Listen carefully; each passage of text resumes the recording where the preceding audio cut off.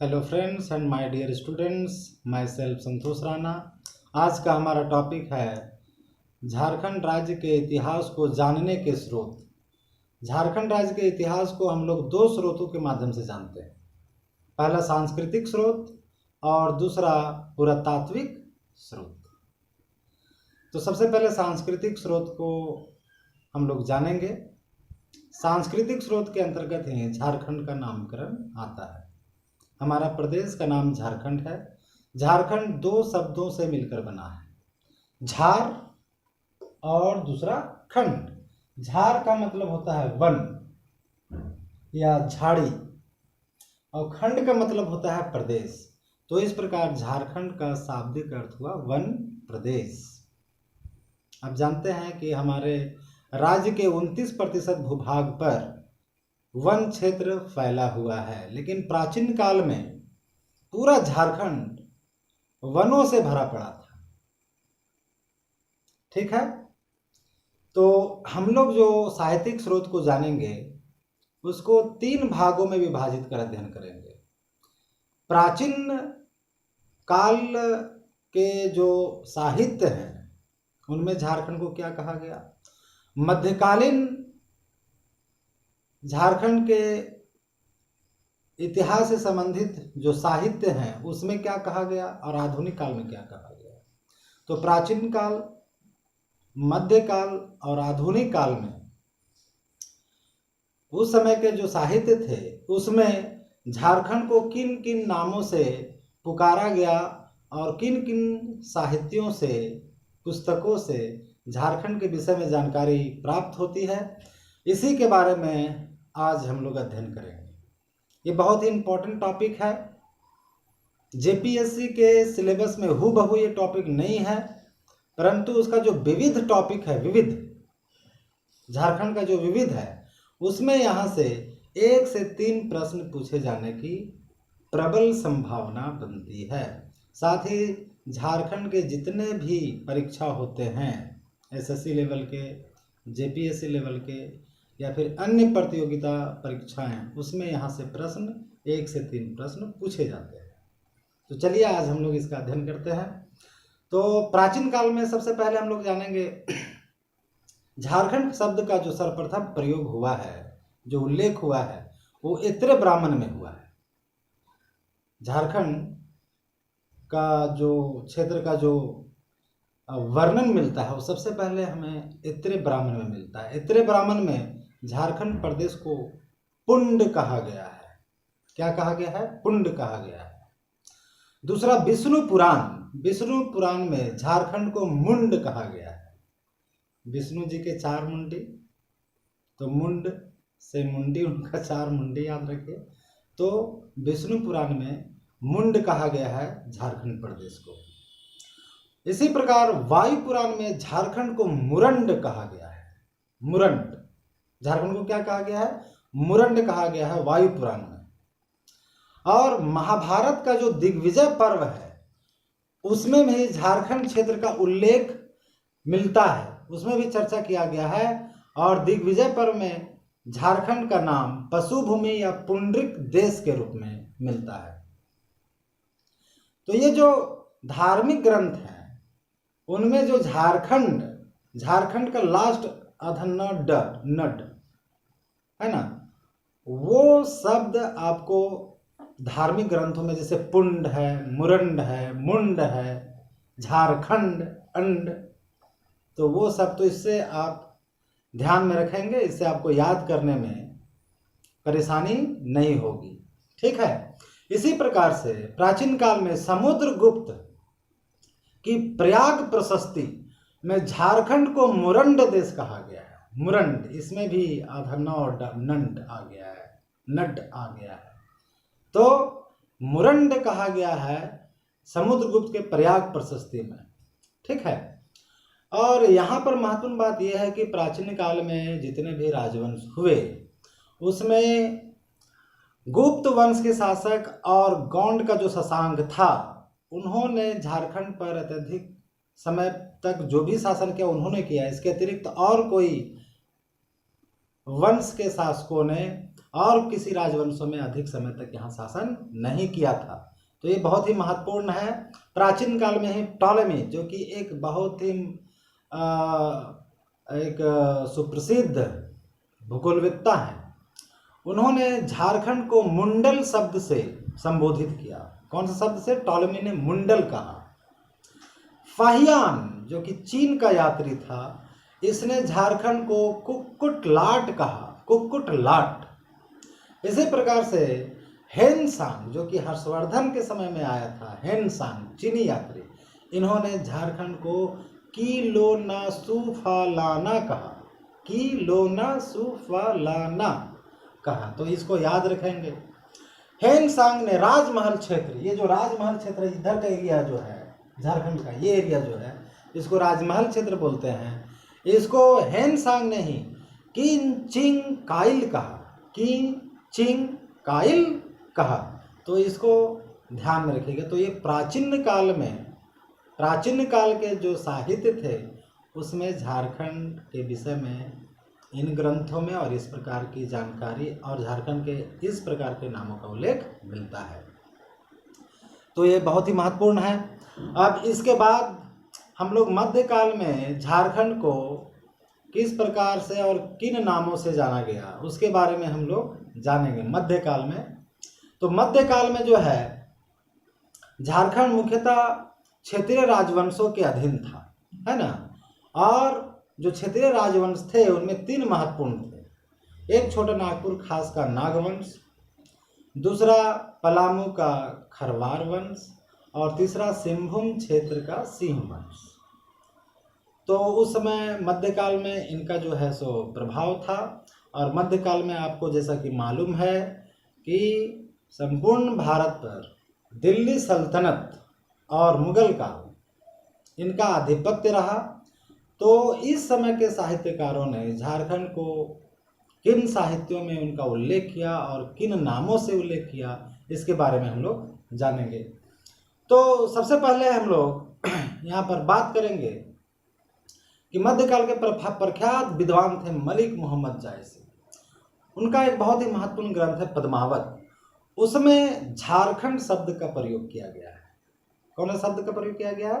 झारखंड शब्द का प्रयोग किया गया है। मलिक मोहम्मद जायसी, झारखंड शब्द का वैसे सर्वप्रथम प्रयोग जो है, सर्वप्रथम उल्लेख जो मिलता है वो मिलता है 13वीं शताब्दी ईस्वी का एक ताम्र पत्र है।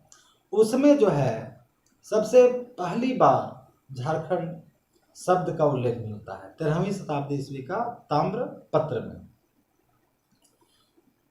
उसके बाद हम लोग आते हैं भक्तिकालीन कवियों के ऊपर। भक्तिकालीन कवियों, अधिकांश कवियों ने हमारे क्षेत्र के लिए, झारखंड के लिए झारखंड शब्द का प्रयोग किया है। भक्तिकालीन कवियों जिनमें कबीरदास, सूरदास, तुलसीदास, ये सब भक्तिकालीन कवि हैं। तो कबीरदास ने इस क्षेत्र के लिए झारखंड शब्द का प्रयोग किया है। मुगल काल में झारखंड को खुखरा या कुकरा के नाम से जाना जाता था। खुखरा या कुकरा, मुगल काल। अबुल फजल की रचना है अकबरनामा, उसमें छोटा नागपुर को झारखंड कहा गया, छोटा नागपुर क्षेत्र को झारखंड कहा गया। जहांगीर ने अपनी आत्मकथा तुजू के जहांगीरी, इसमें झारखंड क्षेत्र को खोखरा कहा। क्या कहा? खोखरा कहा। आईने अकबरी में झारखंड को कोकरा या खंकारह कहा गया, खंकारह। ठीक है। पूर्व मध्यकालीन साहित्यों में झारखंड को कलिंद देश के नाम से पुकारा गया, कलिंद देश, पूर्व मध्यकाल के साहित्य। ठीक है। साथ ही साथ इस क्षेत्र के लिए झारखंड शब्द का प्रयोग अनेक विद्वानों ने किया है, जिनमें जो है सो शम्स ए सिराज जफीफी, तारिक ए फिरोशाही के सलीमुल्ला, तारिक ए बांग्ला के गुलाम हुसैन खान, इन्होंने झारखंड शब्द का प्रयोग किया है हमारे इस झारखंड क्षेत्र के लिए। तो मध्यकाल के ज़्यादातर मुस्लिम इतिहासकारों ने इस क्षेत्र को झारखंड नाम से ही संबोधित किया। ये बहुत ही महत्वपूर्ण है। तो याद रखिए, प्राचीन काल में पुंड, मुंड, मुरंड, ये सारे जो झारखंड के लास्ट जो प्रोनाउंसिएशन जो हम लोग कर रहे हैं, अंड, पुंड, मुंड, मुरंड, ये बहुत ही महत्वपूर्ण है, उसको आप लोग याद रखेंगे। This is very important. एक महत्वपूर्ण बात यहाँ पर ये है कि छोटा नागपुर शब्द जो है वो चुटिया नागपुर के अपभ्रंश से निकला है। मतलब चुटिया नागपुर बोलते बोलते छोटा नागपुर बोलने लगे, ठीक है। तो इस प्रकार से छोटा नागपुर नाम पड़ा हमारा। जो एक प्रकार से बोलिए कि छोटा नागपुर जो प्रदेश है झारखंड के मैक्सिमम पार्ट पर फैला हुआ है। तो ये बहुत ही महत्वपूर्ण है। This is very important. अब हम लोग बात करेंगे आधुनिक काल में झारखंड को किस प्रकार से साहित्यों में वर्णन किया गया। आधुनिक काल में हम लोग देख रहे हैं कि इस समय बोरमैन की पुस्तक, बोरमैन का नाम आप लोग सुने होंगे। बोरमैन की जो पुस्तक है, ठीक है, जिसका नाम है the neolithic pattern in the prehistory of India, इसमें बताया गया है झारखंड के बारे में कि नवपाषाण कालीन हस्त कुठारों के 12 प्रकारों की जानकारी इसमें मिला है। D.N. मजूमदार, इनका एक पुस्तक है races and cultures of India, इसमें भी झारखंड क्षेत्र के बारे में जानकारी मिलती है और खास करके यहाँ के जनजातियों के बारे में, चेरो, खरवार, फुम्मीज, संथाल इत्यादि जनजातियों के बारे में। एक बात याद रखिए, झारखंड का इतिहास आप लोग पढ़ रहे हैं तो झारखंड के जो 32 जनजाति हैं उनका नाम एकदम बिल्कुल आपके होठों पे होना चाहिए, तभी आपका कंसेप्ट बन पाएगा। 32 जनजातियों का नाम आप एक ट्रिक्स बनाइए और ट्रिक्स के माध्यम से 32 जनजातियों का नाम आप याद रखें। जैसे आदिम जनजाति, कौन कौन से 8 आदिम जनजातियां हैं। उसके बाद कौन कौन सी जनजातियों की संख्या सबसे अधिक है। संथाल का, उरांव, मुंडा हो, ये 4 महत्वपूर्ण जनजातियां हैं, उनका नाम, और बाकी जितने भी जनजाति हैं उनका नाम आपको याद रखना होगा। तो ये बहुत ही महत्वपूर्ण है। अब डाल्टन की पुस्तक, डाल्टन जो आधुनिक विद्वान है, इनका पुस्तक है द कॉल ऑफ छोटा नागपुर, ठीक है। इसमें झारखंड प्रदेश के बारे में वर्णन मिलता है। अमरनाथ दास का एक पुस्तक है अमरकोश, है ना, उसमें भी झारखंड प्रदेश के बारे में जानकारी मिलती है। एल टिकेल की पुस्तक notes on A tour in Manbhum, इसमें मानभूम क्षेत्र के बारे में जानकारी मिलती है, ठीक है। तो ये सारे साहित्य हैं जो आधुनिक काल में लिखे गए, उसके बारे में भी झारखंड के विषय में जानकारी हम लोगों को मिलता है। तो ये बहुत ही महत्वपूर्ण है और इसके बारे में हमें जानकारी रखनी चाहिए, ठीक है। अब हम लोग जानेंगे झारखंड के इतिहास को जानने के पुरातात्विक स्रोत के विषय में। पुरातात्विक स्रोत, तो ये प्रागैतिहासिक काल को भी इसमें हम लोग साथ लेकर के चलेंगे। प्रागैतिहासिक काल जो है उसी के अंतर्गत हम लोग पुरातात्विक स्रोतों के बारे में कि कौन कौन से चीज़ें मिली हैं प्रागैतिहासिक काल में, झारखंड में कौन कौन सी चीज़ें उपलब्ध हुई हैं उत्खनन के माध्यम से, जिनका पता चला है, और उसके माध्यम से हम लोग इतिहास को जानने का प्रयास करते हैं। तो उन चीज़ों को हम लोग देखेंगे, जानेंगे कि भाई किस प्रकार की चीज़ें मिली हैं और कहाँ से मिली हैं। ये बहुत इम्पोर्टेंट है कि कौन सा चीज़ मिला और कहाँ से मिला, ठीक है। तो जो प्रागैतिहासिक काल है झारखंड का, तो उसको हम लोग अलग अलग भागों में विभाजित करके अध्ययन करते हैं। जैसे कि पूर्व पाषाण काल, मध्य पाषाण काल, नव पाषाण काल, उसके बाद ताम्र पाषाण काल, फिर कांस्य, ताम्र पाषाण काल के बाद जो है सो ताम्र युग, फिर कांस्य युग, फिर लौह युग। मतलब इसको इस तरह से समझिए आप। सबसे पहले हो गया पूरा पाषाण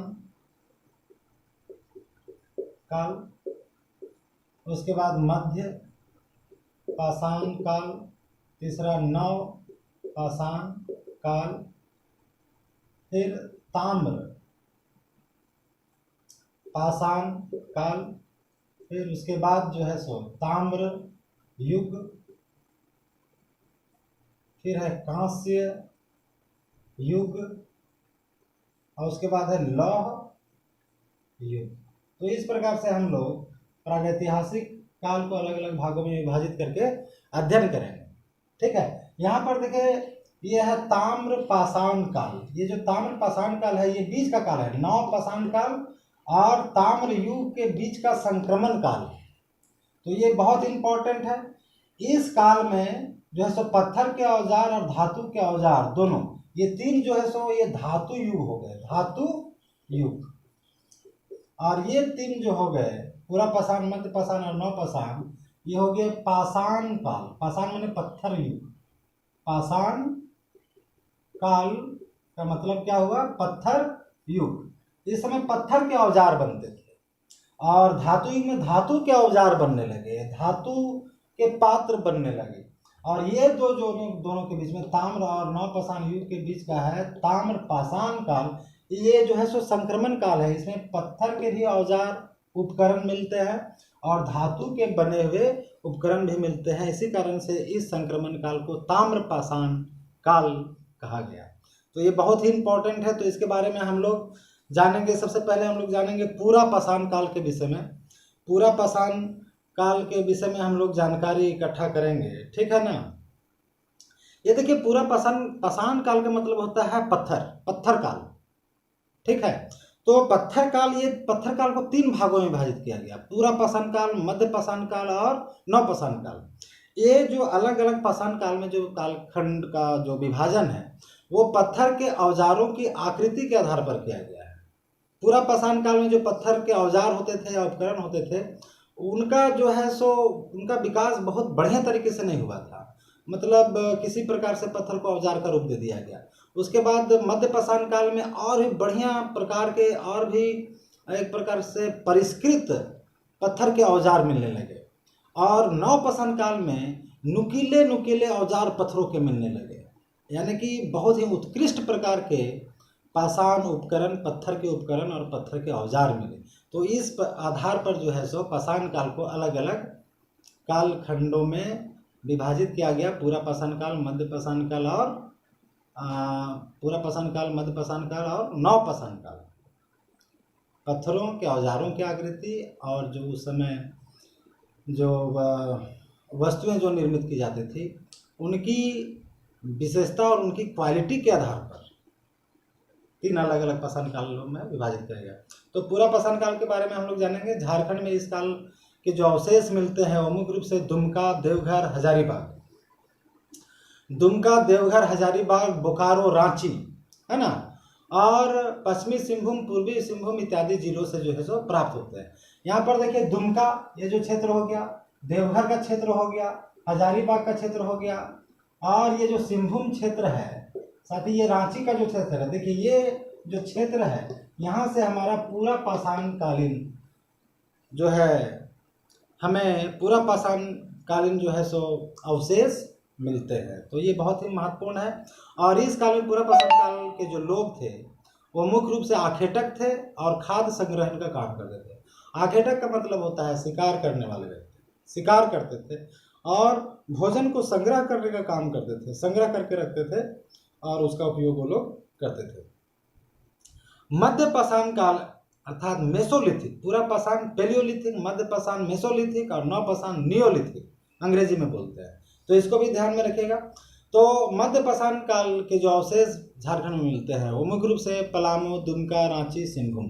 पलामू, दुमका, रांची, सिंहभूम। जो पहले जो क्षेत्र था वो है पलामू,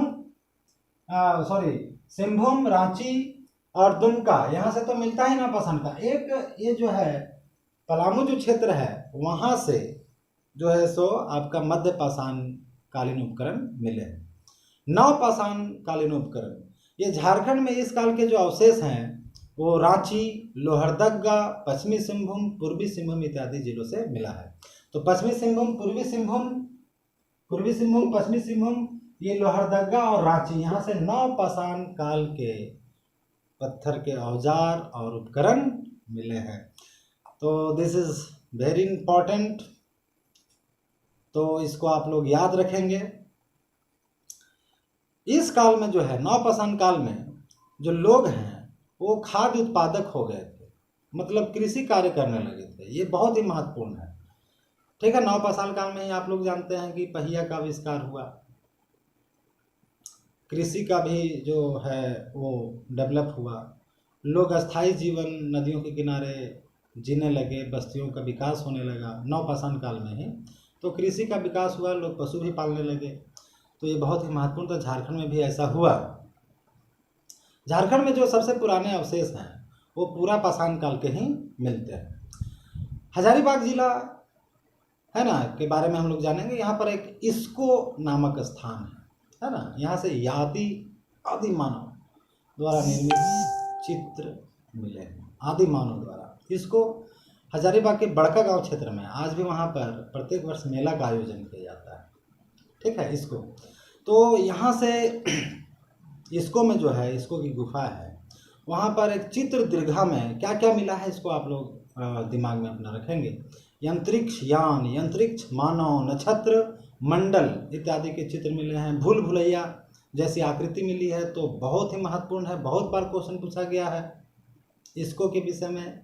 ये भूल भुलैया की आकृति और नक्षत्र मंडल, अंतरिक्ष मानव, इन सभी का जो है सो कहाँ से अवशेष मिले हैं, तो इसको हजारीबाग में ही स्थित सीतागढ़ पहाड़, वहाँ से 6ठी शताब्दी में निर्मित एक बौद्ध मठ का अवशेष मिला है। और इसका जो उल्लेख है वो चीनी यात्री फाहियान ने भी किया है। इसका वर्णन अपना बौद्ध विहार में किया है फाहियान ने, सीतागढ़ क्षेत्र का। आपको मालूम होना चाहिए कि विनोबा भावे विश्वविद्यालय का जो प्रतीक चिन्ह है अष्टदल की अनुकृति, वो सीतागढ़ पहाड़ से जो बौद्ध मठ के अवशेष मिले हैं वहीं से उस अनुकृति को लिया गया, अष्टदल की अनुकृति। अभी हाल ही में बोहरनपुर, ठीक है, बोहरनपुर, ये चुरचू ब्लॉक सीतागढ़ जो क्षेत्र है उधर ही एक बोहरनपुर गांव है। वहाँ पर अगर पिछला साल जो है 2020-21 में जो है बोहरनपुर से एक बौद्ध स्तूप का, बौद्ध विहार का अवशेष मिला है। और यहाँ पर अनेक मूर्तियाँ मिली। मूर्ति चोरी भी हो गई थी, रांची जिला से इसको पकड़ा गया था। तो ये बोहरनपुर बहुत इम्पोर्टेंट है कि हाल ही में हजारीबाग के किस क्षेत्र से बौद्ध धर्म से संबंधित अवशेष मिले हैं, तो बोहरनपुर, हजारीबाग जिला, चुरचू ब्लॉक। ठीक है। गढ़वा का भवनाथपुर, गढ़वा जिला, यहाँ है भवनाथपुर। तो यहाँ पर जो है सो प्रागैतिहासिक काल के दुर्लभ शैल चित्र एवं प्राकृतिक गुफाएं मिले हैं। प्राकृतिक गुफा मिला है भवनाथपुर से, तो ये बहुत ही इम्पोर्टेंट है। झारखंड के रांची, गुमला, लोहरदगा इत्यादि जिलों से जो है सो भारतीय पुरातत्व के अनुसार जो है सो असुर शब्द इन क्षेत्रों के लिए किया गया है। तो ये महत्वपूर्ण है कि असुर शब्द का प्रयोग इन क्षेत्रों में रहने वाले लोगों के लिए किया गया था। झारखंड के लूपगढ़ी स्थान से कब्रगाह का प्राचीन अवशेष मिला है। लूपगढ़ी बहुत इंपॉर्टेंट, कब्रगाह। लोहरदगा जिला, लोहरदगा जिला बहुत छोटा जिला है, आपको मालूम है यहाँ पर। तो लोहरदगा जिला, वहां से जो है सो कांसा का प्याला प्राप्त हुआ है। साथ ही मुरद नामक स्थान से तांबे की सिकड़ी और कांसे की अंगूठी मिली है। तांबे की सिकड़ी और कांसे की अंगूठी मिली है, तो इसको याद रखेंगे। बेनुसागर नामक स्थान से 7वीं शताब्दी की जैन मूर्तियां प्राप्त हुई हैं, तो ये इंपॉर्टेंट है। हजारीबाग का दूध पानी जो क्षेत्र है उसके नजदीक दुमदुमा नामक स्थान से शिवलिंग प्राप्त हुआ है। साथ ही यहीं से 8वीं शताब्दी का अभिलेख भी प्राप्त हुआ है। हजारीबाग का दूध पानी दुमदुमा, इसको याद रखेंगे। इटखोरी है चतरा जिला में, वहां से गुप्त कालीन अवशेष प्राप्त हुए हैं। धनबाद के गोविंदपुर नामक स्थान से कवि गंगाधर द्वारा रचित प्रस्तर शिलालेख प्राप्त हुआ है, जो कि 1376 से 78 के बीच का निर्मित माना जाता है। तो ये बहुत इंपॉर्टेंट है। रांची के नामकुम नामक स्थान से तांबे और लोहे के औजार एवं बाण के फलक मिले हैं। ठीक है।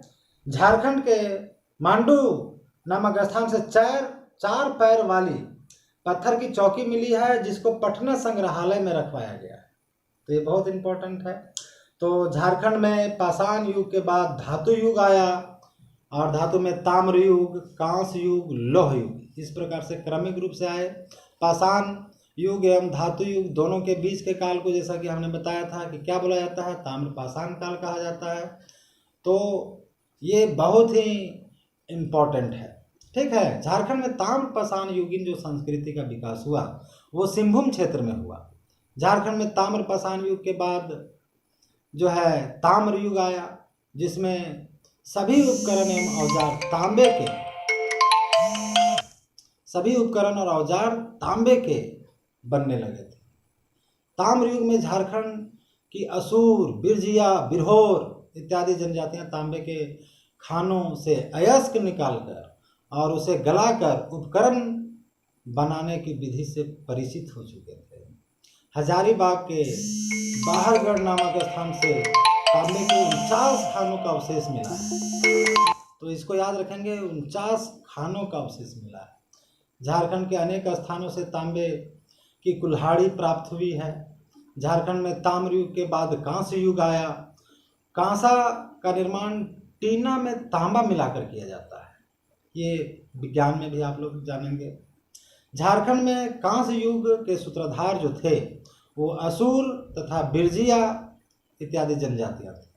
असुर आदिम जनजाति है, ये आप याद रखेंगे। ठीक है। छोटानागपुर का लोहा मेसोपोटामिया अर्थात इराक और ईरान का जो क्षेत्र था वहाँ भेजा जाता था। तो इस प्रकार से हमें पता चलता है कि प्राचीन काल में जो झारखंड का संबंध था वो आपका विदेशी संस्कृतियों से भी था, विदेशी सभ्यताओं से भी था।